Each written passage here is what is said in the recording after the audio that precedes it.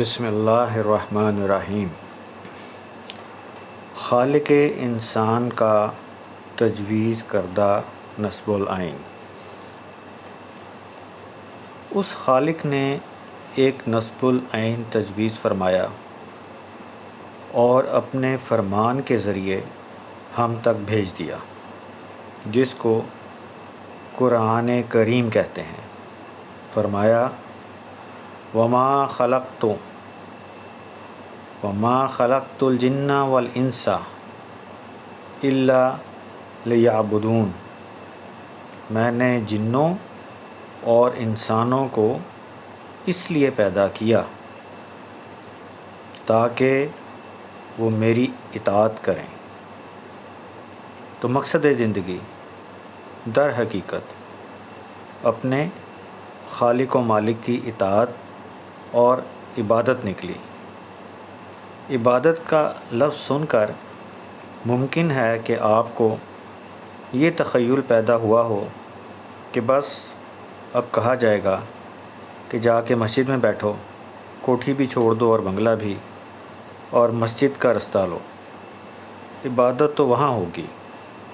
اور ممکن ہے یہ کہا جائے کہ بھائی یہ جو دولت ہے اسے خیر بات کہو، یہ سب کچھ صدقہ کر کے جاؤ اللہ کے راستے میں اور اپنا گھر بار چھوڑ دو۔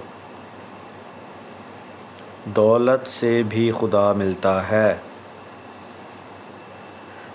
تو میں عرض کیے دیتا ہوں کہ یہ غلط تخیل ہے۔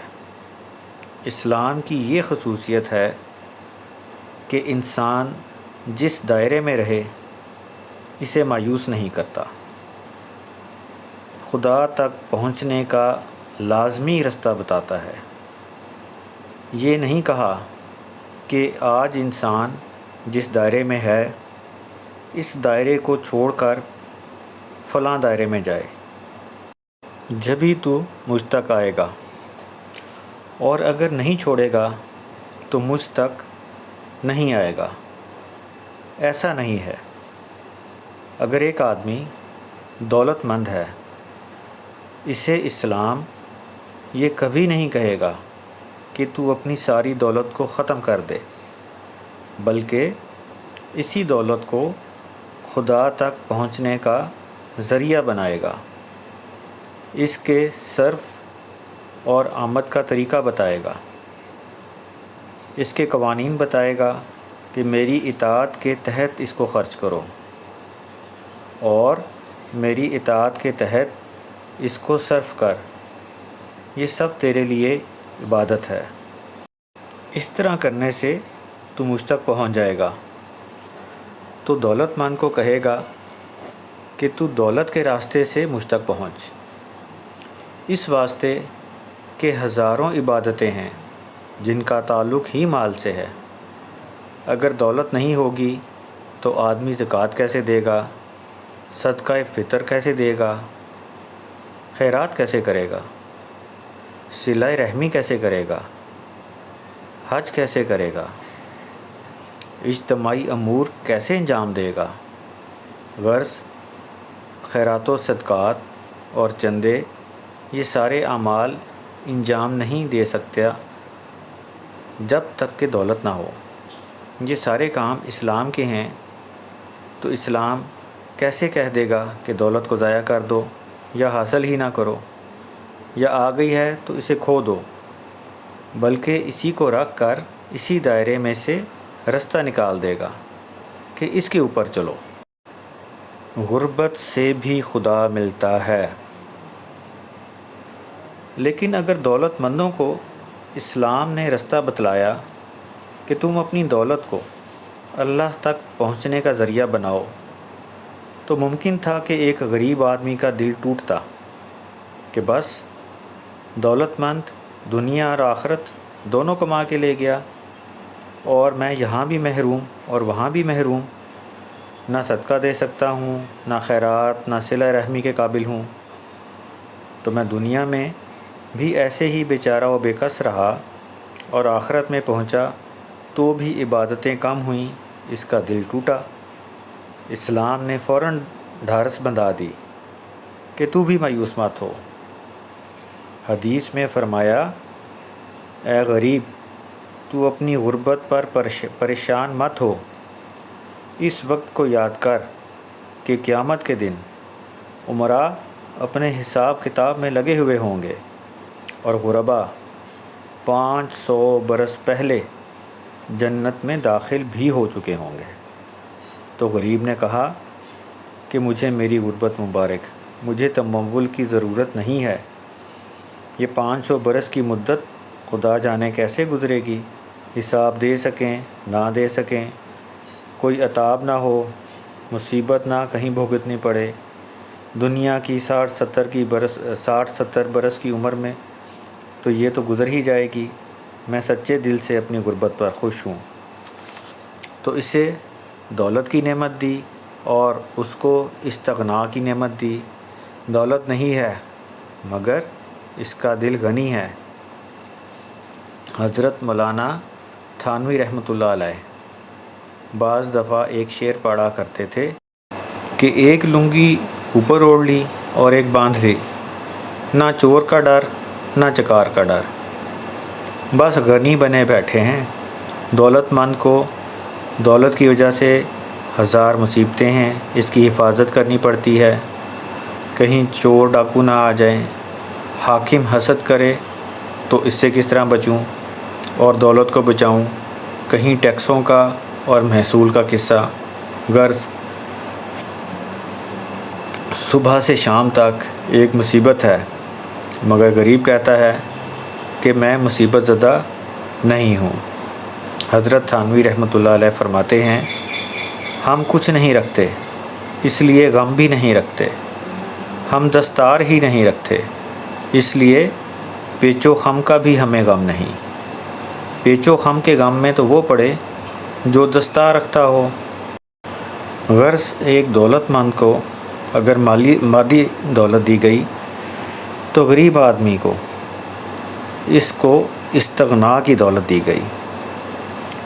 یہ کمال غنا ہے، بادشاہوں سے زیادہ مزے میں اور مطمئن ہے۔ فرمایا گیا کہ دنیا میں تجھے یہ نعمت ملی کہ تجھے غنی بنا دیا گیا، سینکڑوں مصیبتوں سے چھوٹ گیا، اور آخرت کی یہ نعمت ہے کہ 500 برس پہلے تو جنت میں داخل ہو جائے گا اور امراء ابھی حساب و کتاب میں ہوں گے۔ تو دولت مند یوں خوش ہے کہ میں اپنی دولت سے جنت کما رہا ہوں، غریب آدمی یوں خوش ہے کہ میں اپنے غنا سے جنت کما رہا ہوں۔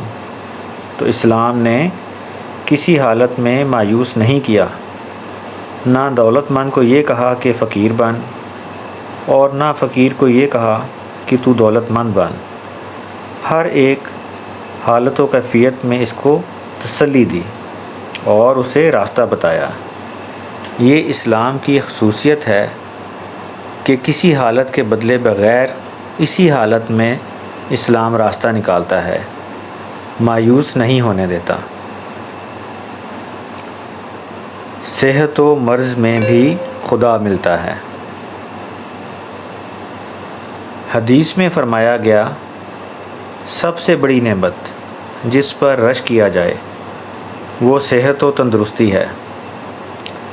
صحت نہ ہو تو عبادت کیسے کرے، حج کو کیسے جائے، نماز کیسے پڑھے، روزہ کیسے رکھے؟ گویا ساری عبادتیں صحت سے ہی وابستہ ہیں، اس لیے اس کی فضیلتیں بیان کی گئیں۔ صحت مند اور تندرست آدمی خوش ہے کہ مجھے اللہ نے صحت دی ہے، میں خدا کا شکر ہے کہ جانی عبادت بھی کر رہا ہوں، محنت بھی اٹھا رہا ہوں، حج کو بھی جا رہا ہوں، لیکن بیمار کا دل ٹوٹا کہ افسوس میں کچھ عمل نہ کر سکا، نہ میں مسجد تک جا سکتا ہوں، نہ میں حج کرنے جا سکتا ہوں، نہ جہاد کے لیے جا سکتا ہوں، کوئی کام بھی میں نہیں کر سکتا، افسوس میں محروم رہا۔ اسلام نے آ کر فوراً تسلی دی کہ پریشان مت ہو۔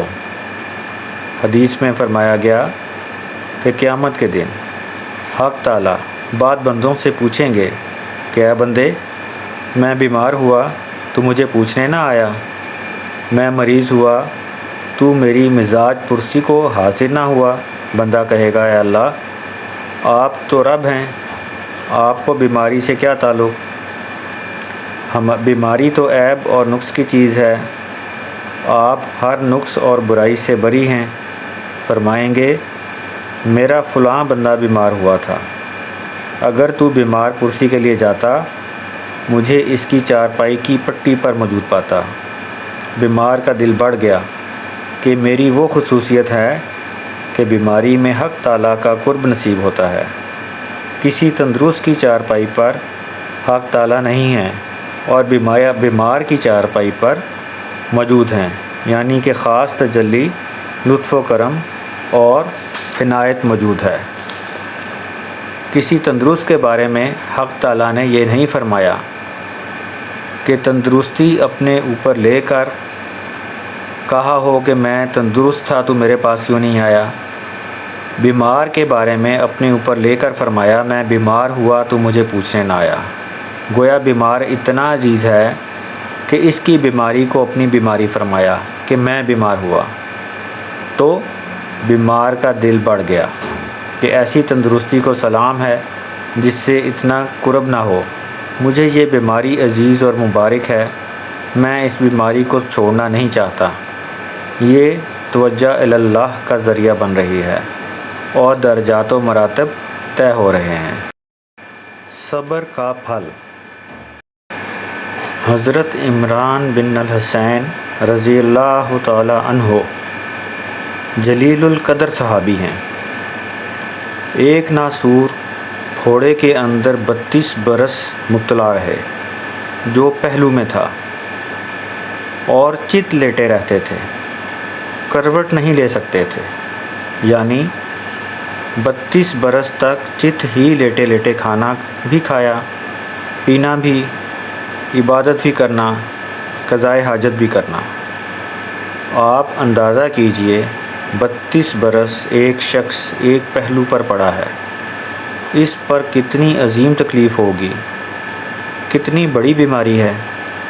یہ تو بیماری کی کیفیت تھی، لیکن چہرہ اتنا حشاش بشاش کہ کسی تندرست کو چہرہ میسر نہیں۔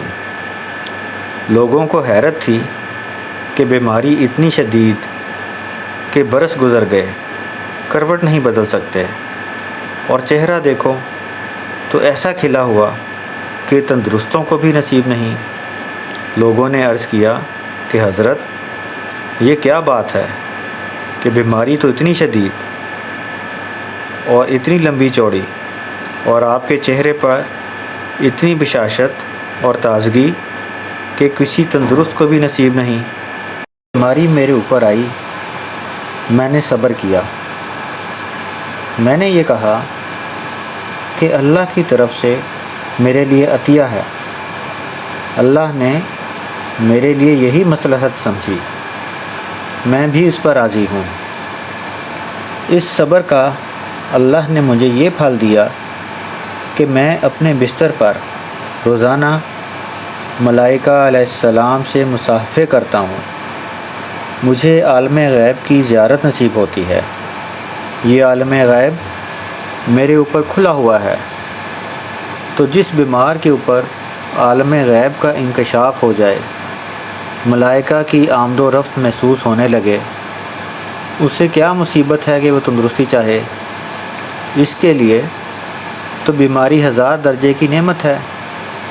حاصل یہ کہ اسلام کی یہ خصوصیت ہے کہ اس نے تندرست کو تندرستی میں تسلی دی، اور بیمار کو کہا کہ تیری بیماری اللہ تک پہنچنے کا ذریعہ ہے، اگر تو اس میں صبر اور احتساب کرے گا،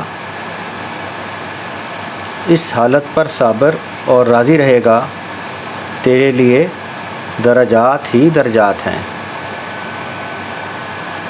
پھر یہ بھی نہیں فرمایا کہ تو علاج مت کر، علاج بھی کر، دوا دارو بھی کر، مگر جو نتیجہ نکلے اس پر راضی رہ۔ اپنی جد و جہد کیے جا، باقی افعال خدا بندی میں مداخلت مت کر۔ تیرا کام دعا کرنا ہے۔ تیرا کام یہ نہیں ہے کہ دعا کے اوپر نتیجہ بھی مرتب کرے کہ صحت ہونی چاہیے۔ یہ اللہ کا کام ہے۔ تو اپنا کام کر، اللہ کے کام میں دخل مت دے۔ دوا دارو کر، مگر اللہ کی طرف سے جو کچھ ہو جائے اس پر راضی رہ کہ جو کچھ ہو رہا ہے میرے لیے خیر ہو رہا ہے۔ اس پر صبر کرو گے، وہی بیماری ترقی درجات اور اخلاق کی بلندی کا ذریعہ بنتی جائے گی۔ اس سے آدمی کے روحانی مقامات طے ہوں گے۔ تندرست کو روحانیت کے وہ مقامات نہیں ملتے جو بیمار کو ملتے ہیں، تو بیماریوں میں کہے گا مجھے میری بیماری مبارک، مجھے تندرستی کی ضرورت نہیں ہے۔ تندرستی میں مجھے یہ مقامات نہیں مل سکتے تھے جو بیماری میں ملے۔ تو اسلام نے تندرست کو تندرستی میں تسلی دی کہ تو اس کو مجھ تک پہنچنے کا ذریعہ بنا، بیمار کو بیماری میں تسلی دی کہ تو بیماری کو مجھ تک پہنچنے کا ذریعہ بنا۔ تو بیماری کی وجہ سے محروم نہیں رہ سکتا۔ یہ خیال مت کر کہ جو کچھ ملنا تھا تندرست کو مل گیا، میرے واسطے کچھ نہیں رہا۔ تیری بیماری میں تیرے لیے سب کچھ ہے۔ بہرحال ہر ایک کو اپنے دائر اور اپنے مقام پر تسلی دینا، یہ اسلام کا کام ہے۔